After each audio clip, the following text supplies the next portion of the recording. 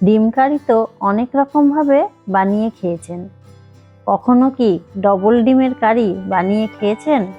যদি না খেয়ে থাকেন তাহলে অবশ্যই একবার বানিয়ে খেয়ে দেখুন, প্রেমে পড়ে যাবেন। প্রথমে 3টি ডিম সেদ্ধ করে নেব। ডিম সেদ্ধ করা হয়ে গেলে খোসা ছাড়িয়ে নিন। এরপর একটি পাত্রে একটি ডিম ফাটিয়ে নিন। তার মধ্যে দিন পরিমাণ মতো লবণ, সামান্য গোলমরিচ গুঁড়ো, পেঁয়াজ কুচনো আর ধনেপাতা কুচনো। এবার সেটি খুব ভালো করে ফেটিয়ে নিন। এরপর একটি তড়কা প্যান নিয়ে নিন। তার মধ্যে দিয়ে দিন কিছুটা তেল।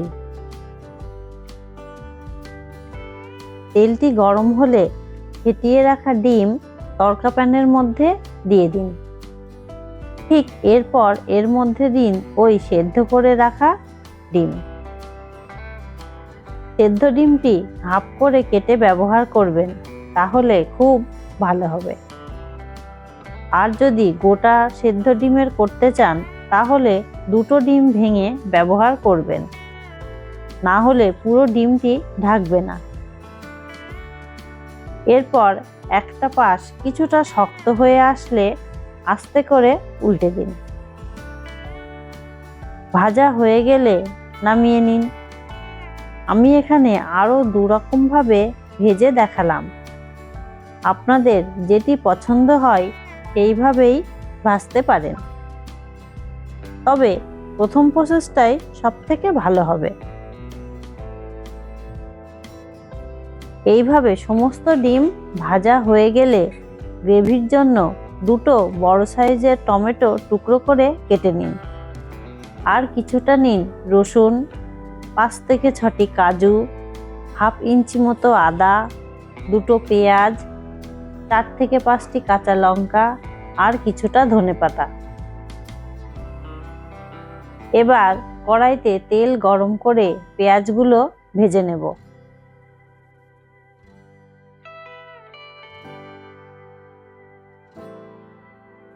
পেঁয়াজ একটু লাল লাল হয়ে আসলে টমেটো, কাজু, রসুন, লঙ্কা দিয়ে দিন। এবার বেশ ভালো করে ভেজে নিন। এই সময় হাফ চা চামচ মতো জিরে দিয়ে দিন। আমি এখানে গোটা জিরে ব্যবহার করেছি, আপনারা চাইলে জিরে গুঁড়োও ব্যবহার করতে পারেন। ভাজা হয়ে গেলে তুলে রেখে ঠান্ডা হতে দিন। মশলা ঠান্ডা হোক, ততক্ষণে আলুগুলো ভেজে নেব। আলুটি এখানে অপশনাল, আপনারা চাইলে নাও দিতে পারেন। আলুগুলো একটু লাল লাল করে ভেজে নিন। ভেজে রাখা মশলা ঠান্ডা হয়ে গেছে, এবার এগুলো একটু বেটে নিন। এর সঙ্গে ধনেপাতাগুলোও দিয়ে দেব। আপনারা চাইলে এটি মিক্সার গ্রাইন্ডারেও পেস্ট করে নিতে পারেন।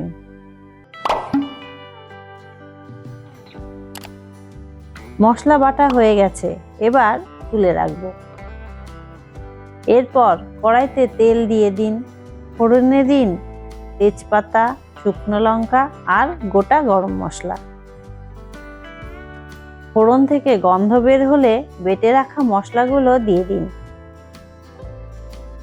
মশলা 2 থেকে 3 মিনিট কষানো হলে পরিমাণ মতো লবণ, হলুদ, ধনে গুঁড়ো, কাশ্মীরি লঙ্কা গুঁড়ো দিয়ে দিন।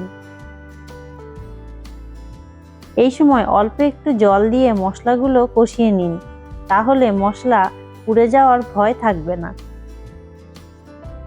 মশলা একটু কষানো হলে আলুগুলো দিয়ে দিন।